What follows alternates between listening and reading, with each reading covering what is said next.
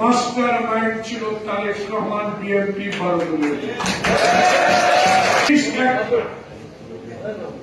রাস্তায় ছিলাম আমরা, রাস্তায় ছিল ছাত্র বৈষম্য বিরোধী আন্দোলনের নেতারা, মাস্টার মাইন্ড ছিল তারেক রহমান, বিএনপি বারদলের।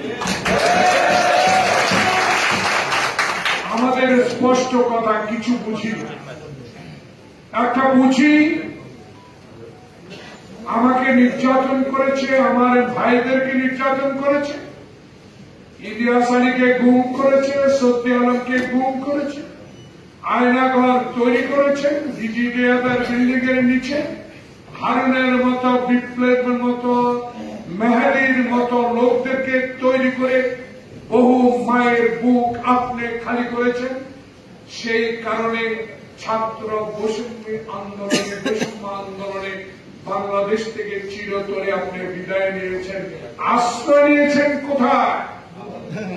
2040 সালে আপনি 40 সাল পর্যন্ত ক্ষমতায় থেকে বাংলাদেশকে ভারতের অঙ্গরাজ্য বানাবার একটা চক্রান্ত আপনি সৃষ্টি করেছেন।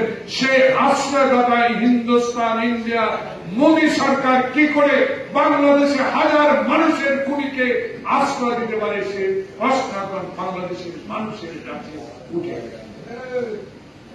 তাই আজকে আমরা মনে করি বাংলাদেশের বর্তমান রাজনৈতিক প্রেক্ষাপট ঘোলাটে করার জন্য আরেকটা প্রতিক্রিয়াশীল চক্র চেষ্টা করে,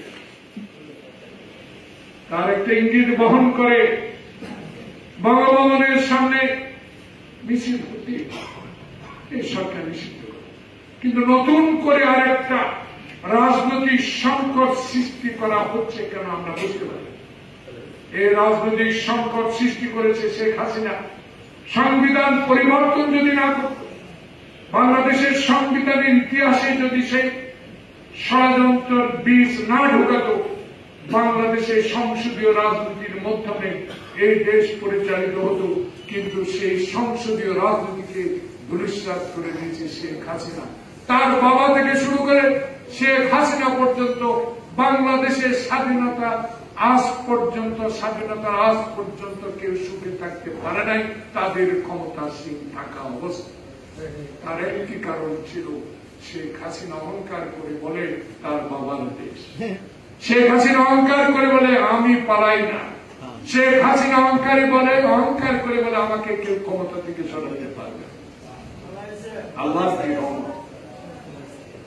জনগণ আপনাকে রাখে, কিন্তু বাংলাদেশে মুগ্ধ খোকনের রক্তের বিনিময়ে অর্জিত এই দ্বিতীয় স্বাধীনতাকে আবার নষ্ট করার জন্য যে ডক্টর মোহাম্মদ ইউনূসকে 14 তলা পর্যন্ত পায়ে হেঁটে কোর্টে হাজিরা দিতে হয়েছে, তাকে অস্থিতিশীল করার জন্য আবার ষড়যন্ত্র শুরু হয়েছে। প্রিয় ভাইরা, এই ষড়যন্ত্রের বিরুদ্ধে সাজাদ হোসেন ছেলেমেয়ের এনডিপি আপনারা 12 দলীয় জোট প্রস্তুতি নিতে হবে।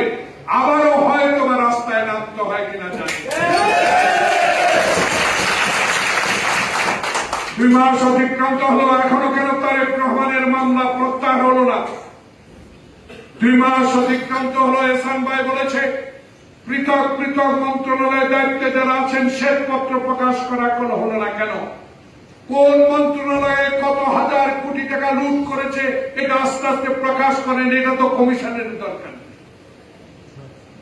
যারা উপদেষ্টা আছেন, দায়িত্বে আছেন, কারা কারা কোন পথে, কাদের সহযোগিতা, কার ইঙ্গিতে দেশ ছেড়েছে বর্ডার দিয়ে, তারও শ্বেতপত্র প্রকাশ